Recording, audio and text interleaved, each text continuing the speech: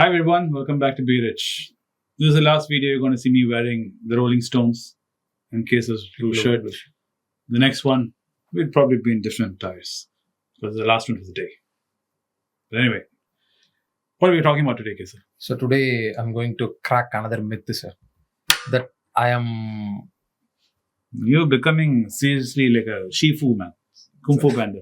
So no, sir. I had all the doubts. Now I use this session to clear my doubts, sir. When I was a small boy, sir, this myth still going on, sir. That is, if you go to US and work there, when you return back to India, you will be a millionaire. That's the myth, sir. Is it really true, sir? No. When you go there and stay there and you get your salary in dollars? It used to be. It used to be. Okay. When my father was there and when your father was young, that was a reality. Because the cost of living in India was so much smaller and converting the dollar and rupee exchange, though it's not as much as today, was so sufficient that you can go and let's say earn $1 lakh.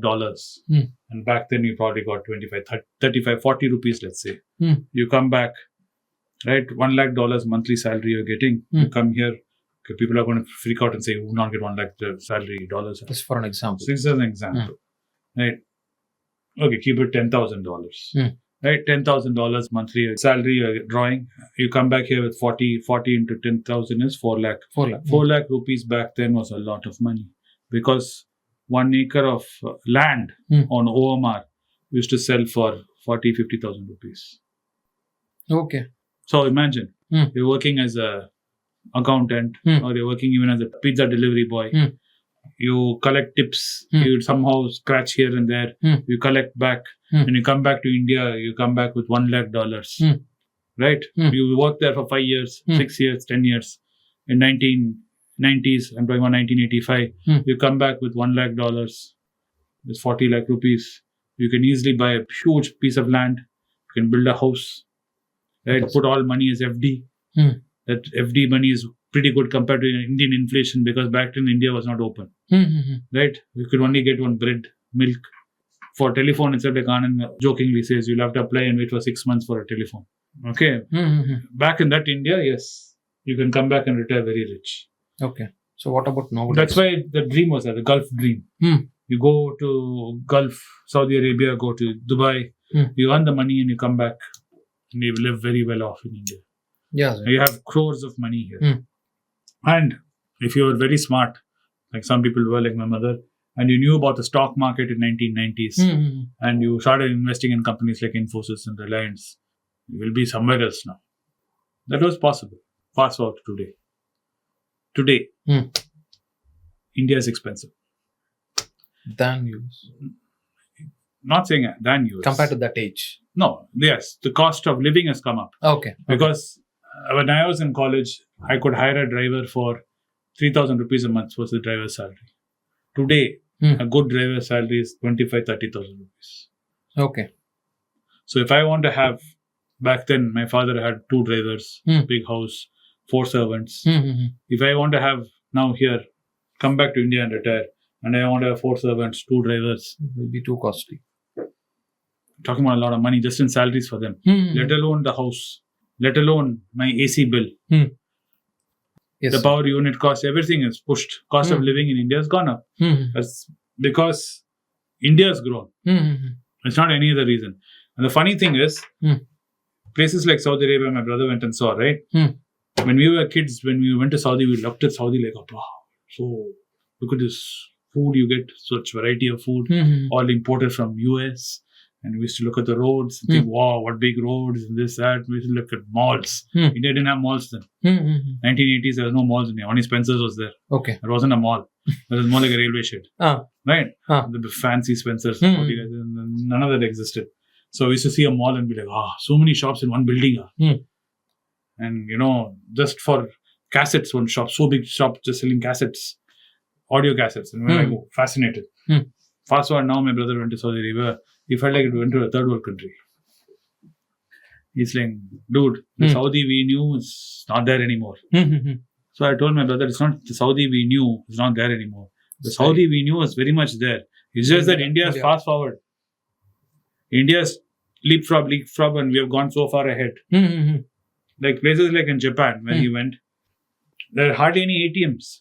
People still use cash. You cannot go swipe your cards very freely in Japan. This changed recently because of the Olympics. Okay. In Tokyo, it's changed. But if you go to outside Tokyo, into the rest of Japan, very few places you can go swipe your card.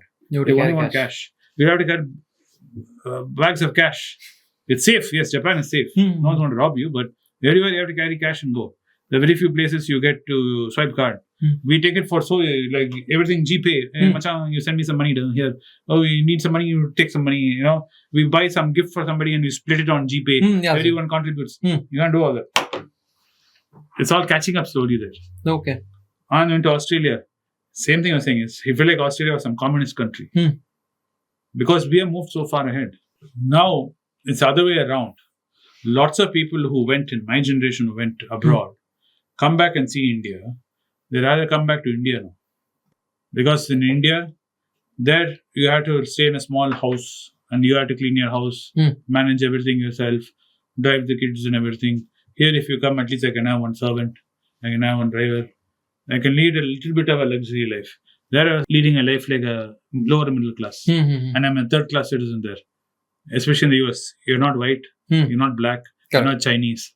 Then only Indians come. That's how far down the line you are. First whites, then blacks, then Chinese, Asians, then Indians. Okay. Don't get fooled by the media where you're seeing Vivek Ramamurthy sitting there talking like a clown. That's how far down the line Indians are. So you're not a second, third, fourth. Yeah, that's how far. So when you come back to India, at least in India, you're an Indian. Correct, sir. Sir, most of the point you said is we've grown ahead. But in our Indian mindset, most of the parents or students have is, if you have the degree, studied in some universities in the US, you'll have better opportunities. But India... That has also changed. That has also changed. To the point where Shashwat was sitting and doing one B-Rich video with me. Going to college itself is of no use. Reaching that point. Because whatever you're going to learn about economics, you can learn by reading books and watching YouTube. See, when I was in school, you cannot get those books in India. Correct, sir. You could not have access to people and teachers. Now, all professors, all teachers, all great authors, everybody is online. Correct, sir. And it's all free. Now with AI, even the basics become free.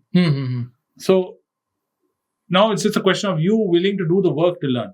There's no wall preventing you from learning. The only thing that's preventing you from learning is you. Okay. You not wanting to do it. But if you want to do anything now, if you want to learn how to create, I saw recently a post, one 80-year-old Japanese lady, at this age, 80-year-old, she learned about programming and she's created an app for Apple, iPhone. Okay. At the age of 80. Yes, because she wanted to keep herself busy. She learned about programming, coding, and she sat and created an app at the age of 80. In my age, my grandmother, I could never imagine my grandmother with the limited access India had doing anything like that. Yes, she kept reading books, doing whatever she could do, which is all very limited. Correct. She was reading all your magazines, now which you don't even see anymore. There's Anand Srinivasan, whatever those magazines, all way back then. I don't even know those magazines anymore. Kalki or whatever. Yes, Anand Srinivasan, Kumudam. Yes. All that is gone. Otherwise, there will be stacks of it. My grandmother will be going through it. Sometimes, out of boredom, she'll read it 2-3 times. Because nothing else to read. Understood, sir. Yellow journalism was doing very well back then. Now, yes, sir. Now, it's not that. So, the notion that you're saying is a pure myth that you need to go abroad. Okay. Or you need to go to an American college, or you need to go to European college or study in IIT, IIM to become successful. No. You can sit at home with your phone, sit in one Kuppa house, right, be in a Kuvam street, but all you need is to have one phone, a little bit of internet, which is pretty much free in India, right? That is much enough. Yes, you can create another Abdul Kalam if the child wishes to search for that knowledge. The problem is, in India, that is not the problem. The problem in India is free economics. People are so used to, because of our politics, getting things for free, everything free. You don't want to do anything. Political parties right now in Chennai for Diwali are handing out free patasu. And my servant and her maid are discussing, did you get your token to collect a free firecrackers? I felt like telling her, instead of free firecrackers, one bag of firecrackers, won't you prefer 500 rupees in your hand? But we're not like that. And we rather feel happy that people in ruling class are giving us free firecrackers and free halwa and laddu than trying to improve our roads, improve our education system, improve our medical system.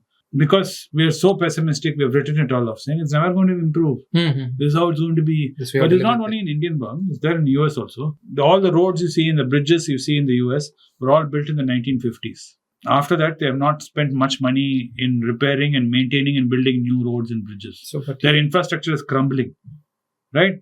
And instead of worrying about that, they're more worried about what a woman should do with her body. That is their politics. Here we're talking about something else. There is a different topic. What is important, they're not talking about. Infrastructure is crumbling. The roads are crumbling. Bridges are failing. They're not talking about that. The government should tell a woman what she can do or not do, which sounds very crazy to you and me. Like, what role does the government have? If I can have long hair or short hair? If I can have a big nose or short nose? I'm simplifying the discussion, but that's how basically they're fighting over. It's not what is the real problem for them. They don't want to talk about the water problems they're having. They don't want to talk about the environmental problems they're having. They don't want to talk about people losing their jobs. None of that is important. All these fringe politics. Okay. Trump going to jail or not is important. That guy has so much money. I mean, who cares what happens to Trump? But that seems to be what they've all worried about. So when you get into this notion, this kind of thing is there throughout everywhere. What your times, my father's times, and your father's times, the world was very different.